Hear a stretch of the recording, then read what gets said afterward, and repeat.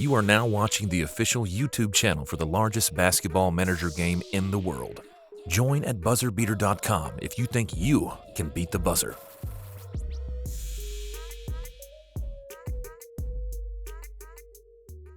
What is going on, everyone? Welcome back to Bubbles BuzzerBeater, the official BuzzerBeater YouTube channel. Today I wanted to cover 3 different terms or things that are often confusing for newer managers who aren't as familiar with BuzzerBeater.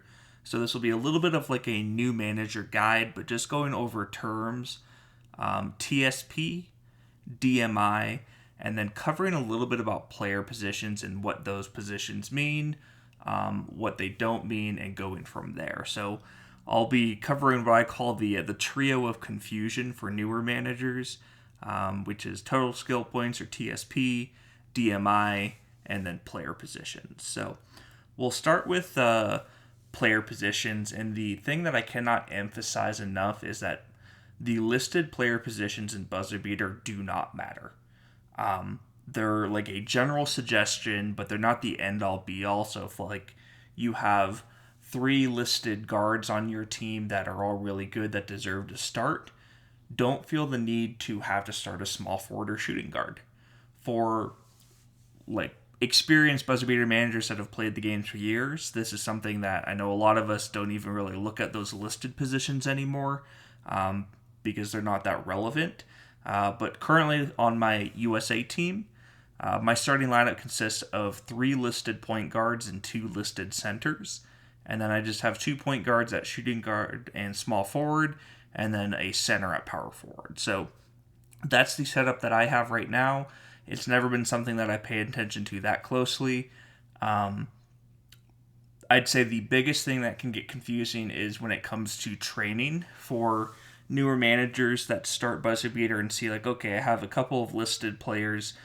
One's listed as like a shooting guard and one's listed as a power forward. Can I train them together?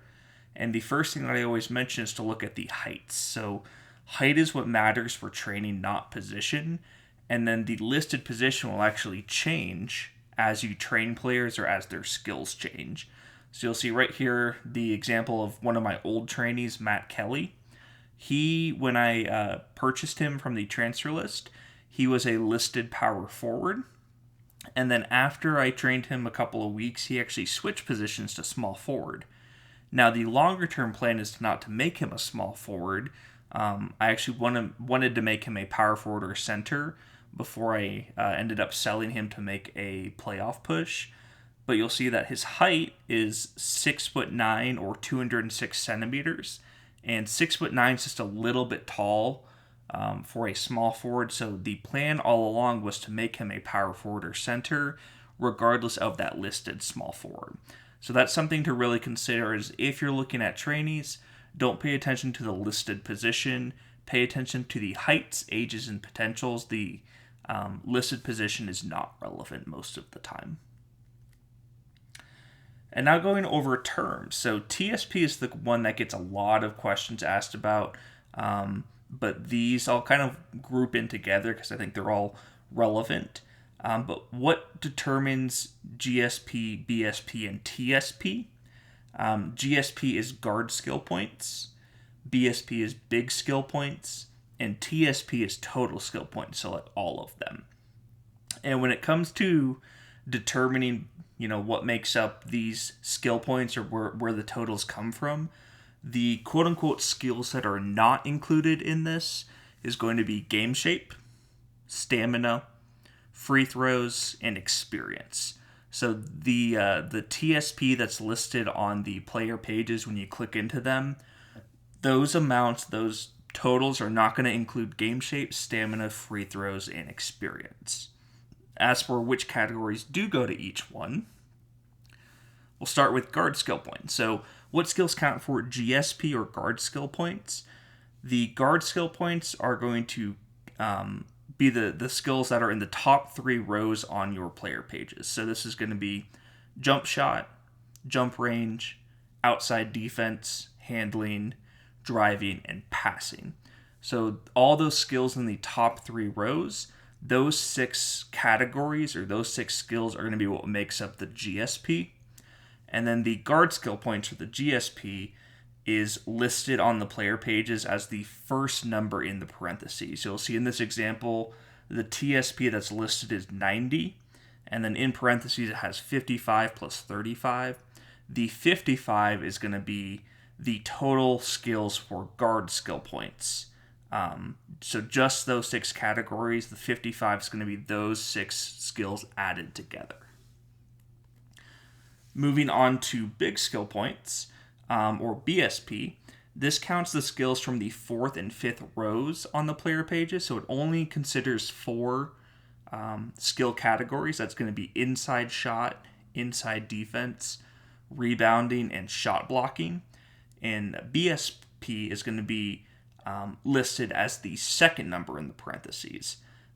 The second number is almost always going to be smaller than the first number because there's just less skills for a big skill point. So unless you're training like a donkey big or like a center power forward with no guard skills at all, no secondaries, a lot of times you're building like a well-balanced player or a guard or a small forward, the GSP, or the first number in the parentheses, is going to be larger than the second one, which is for the big skills.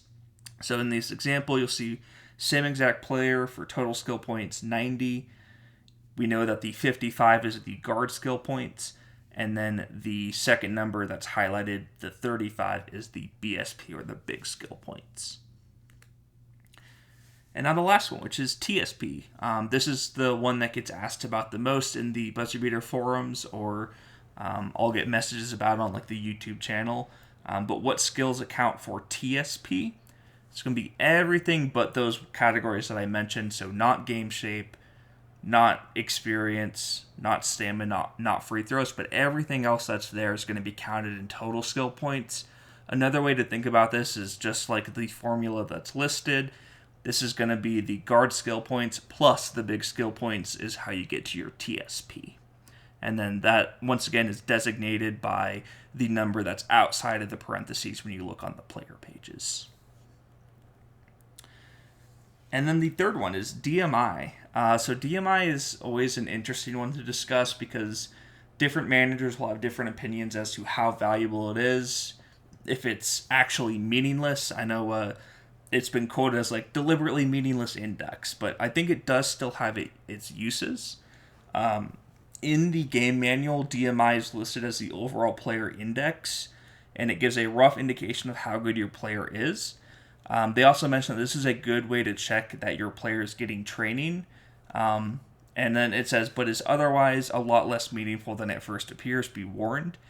And I agree that, it's not the most useful thing to go off of all the time, but it does have its different perks. So specifically when scouting your opponents, I think it's a good indicator of if you're going to be a favorite or underdog, especially if your opponent has like younger players that might be better halfway through the season or 3/4 through the season than they were when they started, or if they have older players who are 35 or older that are decreasing in skills as the season goes along. The DMI might be a better indicator than like the salaries as to if those players are improving or declining in skills, and gives you a baseline of something that's a little bit more consistent. And then as it mentioned, it does allow you to track your own training progress or detect your opponent's progress. And then the thing that I really like about it, and is probably a little bit more relevant to like U21 national team games or U21 national team games or national team games, is being informed about what sub-level of game shape your players are in. This can still be useful in club if you have like a deeper rotation, or if you have players that are somewhat equal in skills, where game shape matters a lot more as to who you're going to start or who you want to play more minutes. And DMI allows you to get a better understanding of if your player's in like low 8 game shape, mid 8 game shape, or high 8 game shape. Obviously, if they're in 7 or 9, you kind of know what that looks like, but a good chunk of the time, your players will be in that 8 game shape range if they're not in 9, and you're managing minutes.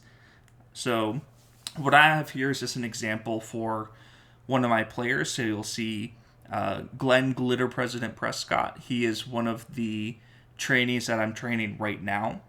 And just to give an indicator of, what you look like, this is a idea of how you can tell if a player's in high 8 game shape, mid 8 game shape, or low 8 game shape. So you'll see him in 9 game shape is roughly 172,000 DMI. So if he's in 8 game shape, that gives you an idea of like, okay, well, this is his baseline for if he's at 9 game shape right now. Obviously, he's getting trained, so it's not going to be like a perfect indicator. But you can see that if he's in 8 game shape and he has 166 DMI, well, that's really close to his 9 game shape standing. So 166,000, divided by 172,000 is like a really high percentage of his 9 game shape DMI. So you can assume that he's in high 8 game shape DMI. Then if you look at the bottom left, you'll see 115,000. That's going to be more like mid 8 game shape, nearing low 8 game shape. And then low 8 game shape, you'll see he's just at 95,000, which is just a little bit above half of his 9 game shape. And he's probably a lot closer to 7 game shape than he is to 9 game shape. So that's something that I think is useful for DMI to track. Just this is what my player's DMI is in 9 game shape. Sometimes you can track, hey, what was his DMI for the first week of the season when he was in 7 game shape, and kind of average that out. But a lot of times the DMI can tell you, how close they are to the upper range of game shape, or if they're closer to the 7 game shape. And that can help you make strategy decisions for tactics, or substitution patterns, or who's going to start. So you can do a lot of different things with that, depending on if your players are in higher or lower 8 game shape. That DMI helps you indicate. So those, I think, are the 3 main things I wanted to cover of just DMI, the player positions and why they're not that relevant, and then just what TSP is, as well as GSP for guard skill points and BSP for big skill points. So I think those are some of the most common questions that newer managers are asking, or things that just don't make a whole lot of sense until you're around the game for a little bit longer. So I hope this video is helpful. And if you are getting a friend, brother, dad, sister, cousin, whoever on the game, I think this is a great video to show them after they complete that tutorial and are getting started on BuzzerBeater. That's going to do it for this video. Until next time, guys, have a good one. Bye.